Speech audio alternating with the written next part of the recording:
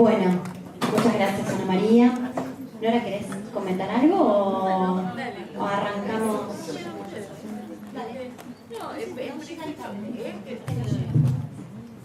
Yo digamos que estoy completamente de acuerdo con Ana María en varias cuestiones que comentó, pero esto un psicoanálisis dogmático de ningún modo estoy de acuerdo, ni Freud estaba de acuerdo con el psicoanálisis dogmático, por algo escribió el psicoanálisis no es una cosmovisión. Es decir, él tenía pánico de que... Ni Freud ni Lacan lo fueron, no, ellos, ¿no? claro, entonces, por supuesto, no. Y a mí me parece que los grandes autores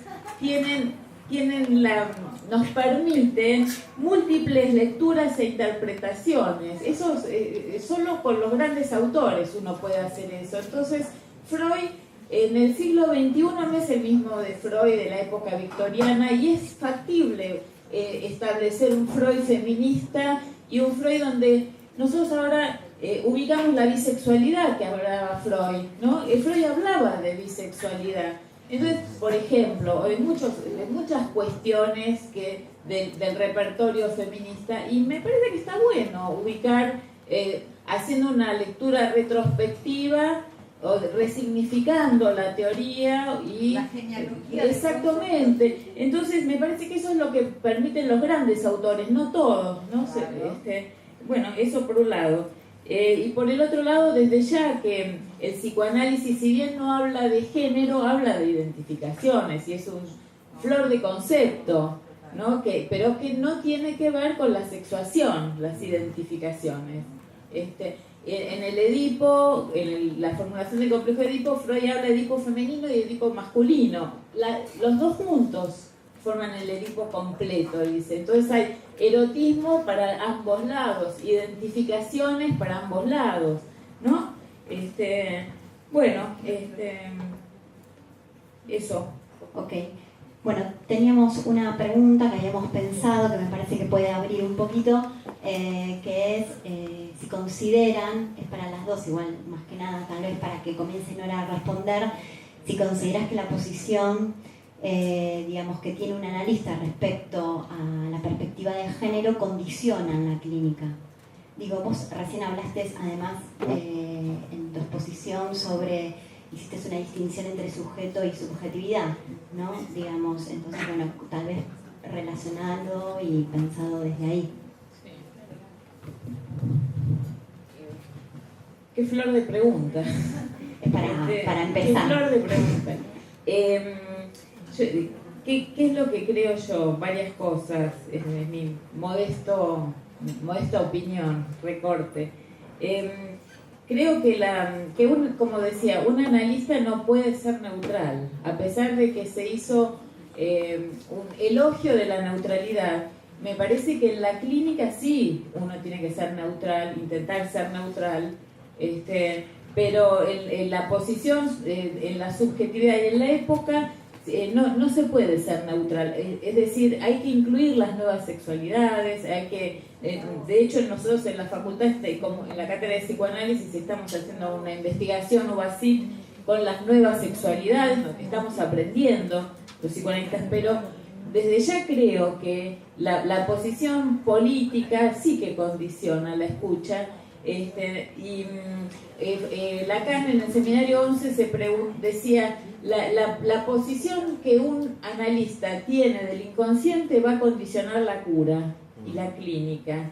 Entonces la posición política también va a condicionar la escucha y la clínica, sí. Ana, ¿querés responder? Bueno. ¿Vos, María, querés hacer una pregunta? Pero, sí, no, ya que estamos... yo creo que no puede ser neutral un analista respecto del neoliberalismo, del capitalismo, porque si tanto Lacan habló del discurso capitalista y lo pensó como un rechazo del inconsciente, un discurso cerrado, que es diferente de los otros discursos, ¿no? Que yo creo que el modo que más se aplica a ese discurso es la masa. Entonces, si es un modo, dicho por Lacan, que rechaza la imposibilidad, que rechaza el amor, que rechaza la amistad, entonces no hay lugar para el inconsciente, no hay lugar para el deseo, no hay lugar para la política, no hay lugar para la transferencia, en tanto nuevo amor. Entonces, no puede ser neutral respecto de... Un psicoanalista tiene que ser anticapitalista. Eso sería maravilloso, pero... No es lo que sucede. No. ¿Dónde están los psicoanalistas que votan masivamente a Macri? Estoy completamente...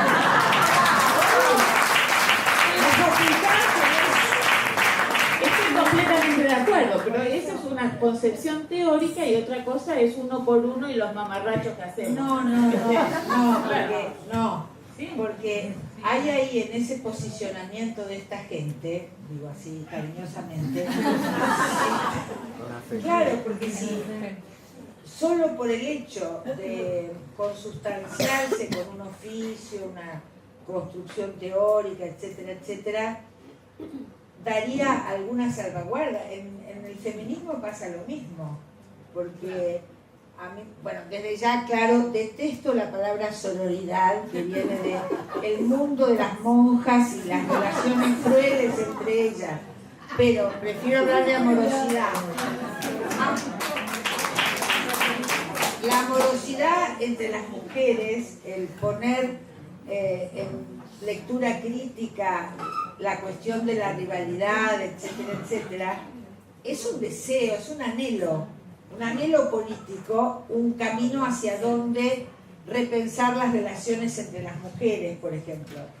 Ahora, de ahí a que sí, en el feminismo está todo eso, está teorizado, pero hay una enorme distancia entre la construcción de, bueno, primero que tampoco hay un solo feminismo, como no hay un solo psicoanálisis, pero me parece que ahí también entonces la teoría arma funda, ¿no? Una funda ilusoria que me parece que es complicada luego, porque que Lacan haya pensado como pensó no nos garantiza que todo psicoanalista pueda acordar con eso, ¿no es cierto? Entonces, es muy interesante porque, bueno, nada, sería, porque ya me iría por una cuestión teórica que nos llevaría más lejos, pero sí, hay que diferenciar lo que querríamos que ocurriera de aquello que acontece. Nuestra facultad es un muy buen ejemplo de gestiones, profesores, docentes, muy lacanianos, pero muy poco anticapitalistas. Sí, claro, por supuesto. No, estoy de acuerdo, es una práctica sin garantías, pero en el feminismo sucede lo mismo, es decir, digamos, las feministas queremos lazos más amorosos, nos oponemos a la violencia patriarcal y hay mujeres que se matan. Por eso Rita Segato dice, ojo, que no repitan, no reproduzcan la violencia o el odio de los hombres, no es esto. O sea, una cosa es como vos decís, la teoría, y otra cosa es la práctica, ¿no? Pero eso no, digamos, que haya una imposibilidad estructural no significa que no insistamos, ¿no? Es decir, Freud dice, el análisis o la educación o gobernar son actividades imposibles. Está recortando una imposibilidad, pero al mismo tiempo es la condición de posibilidad. O sea, si nosotros decimos, ¿no? Recortamos, bueno, es cierto, ¿no? Patinamos los psicoanalistas, las feministas también, pero igual insistimos, porque tenemos una causa, ¿no? Y eso es lo que nos hace insistir. Y bueno, por ahí fracasamos cada vez mejor. No nos vamos a ahorrar los fracasos, ¿no? Solo hay causa de lo que cojea, dice Lacan también. O sea que uno no se ahorra el tropiezo.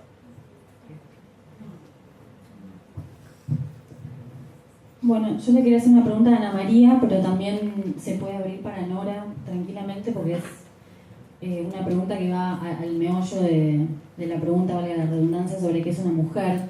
Vos en tu libro La mujer de la ilusión, que aprovecho para recomendarlo con mucho fervor a quienes aún no lo hayan leído, haces una historia de la histeria, digamos, como construcción de la histeria como enfermedad propia de las mujeres, y también te referís a los 3 mitos que organizaron la sujeción de la mujer en la modernidad, que tienen que ver con la igualación de mujer-madre, la pasividad erótica femenina y el mito del amor romántico.